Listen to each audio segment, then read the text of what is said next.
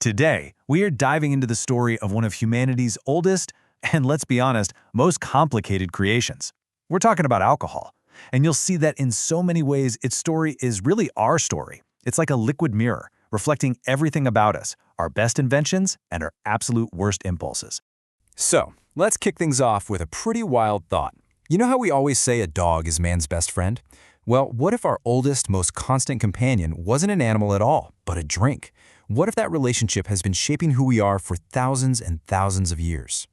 Our story begins, well, not with some brilliant invention, but more like a happy accident. This is the first chapter, where alcohol shows up as this incredible force for good.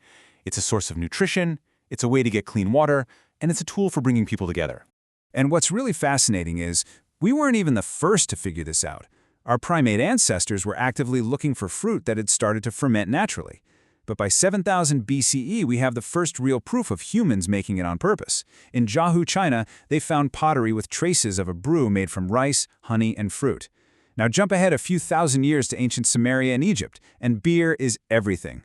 It wasn't just a drink, it was literally liquid bread. It was used to pay workers, and get this, it was often safer to drink than the local water supply.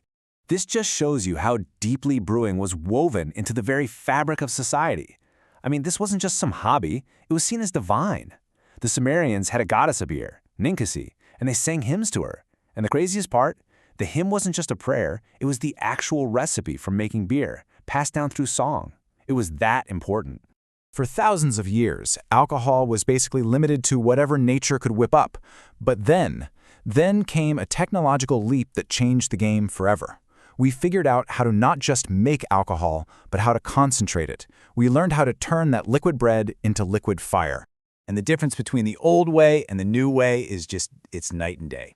See, fermentation, that's the process that gives us beer and wine. It's totally natural, and it basically tops out around 15% alcohol. But distillation, that's pure technology, figured out by alchemists. You boil the fermented liquid and condense the vapor, creating spirits that are way more potent. We're talking 40% alcohol or more. This wasn't a small step, it was a whole new substance. And what did they call this powerful new invention? They called it aqua vitae. That's Latin for the water of life. Think about that. These first spirits weren't seen as something to party with. No, they were sold as medicine, a cure-all you'd get from an apothecary for pretty much anything that ailed you. That's how powerful and miraculous this stuff seemed. But, as you can probably guess, that medicinal water of life soon took on a very different role. As the technology of distillation spread, its power started to shape entire empires and global economies, and this is where the story starts to get a whole lot darker. Let's look at rum. In the Caribbean, the huge sugar plantations had a byproduct, molasses. Well, people figured out you could distill that into rum, which became this incredibly valuable commodity.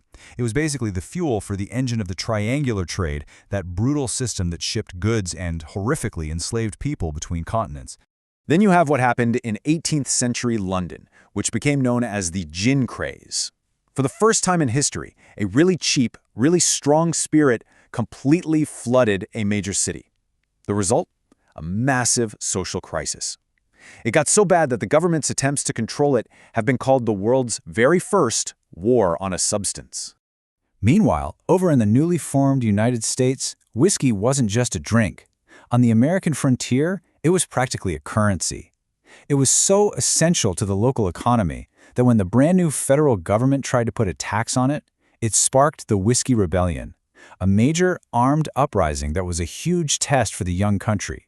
So, with all these massive social problems, all tied to these new, potent spirits, a backlash was pretty much inevitable.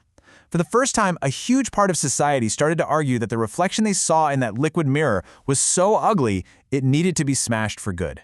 And it's so important to understand, the temperance movement wasn't just about scolding people, it was the serious social movement, often led by women, who saw a direct line connecting saloons to the biggest problems of the day. Violence in the home, men drinking away their families' wages, and the decay of their communities. And all that energy led to one of the most famous, or infamous, social experiments ever. Prohibition in the United States. The 18th Amendment made alcohol illegal across the country. But it didn't stop people from drinking, of course not. Instead, it created a massive black market that made organized crime syndicates rich and powerful, and it gave us the iconic speakeasy. In the end, almost everyone agreed it was a total failure, and it was repealed.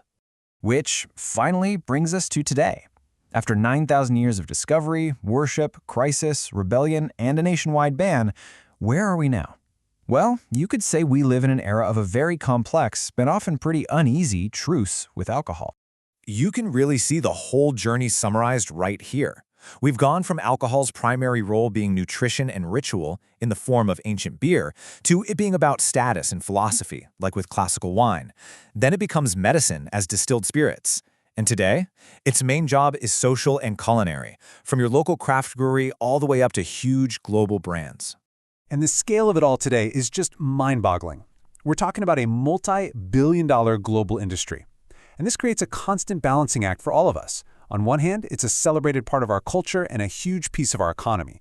On the other, it's a major public health issue that we're all still trying to figure out how to manage properly. So we end right back where we started, looking into that liquid mirror. For 9,000 years, this one substance has reflected our ingenuity, our creativity, our economies, and our biggest flaws. The only question left is, when we look at our complicated, modern relationship with it right now, what does that reflection show us about ourselves today?